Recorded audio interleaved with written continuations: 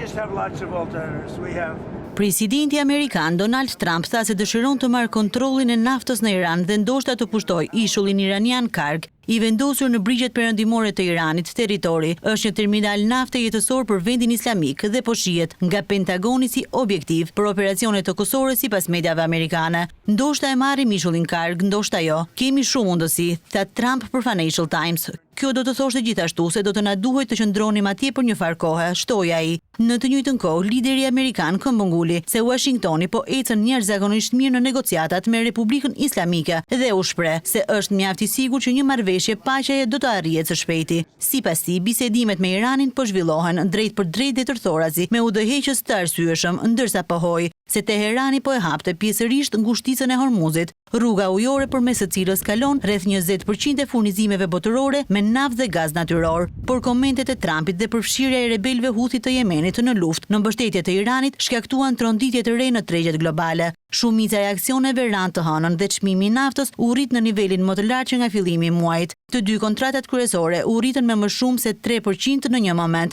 me naftën Brent që arriti rreth $117 për fuqi, përpara se të binte lehtë përsëri. Investitorët shprehën shqetësim për përhapjen e luftës në detin e Kuq, ndërsa Arabia Saudite po ridrejton pjesën më të madhe të eksporteve të saj të naftës atje për të shmangur ngushticën e Hormuzit, e bllokuar ende nga Teherani.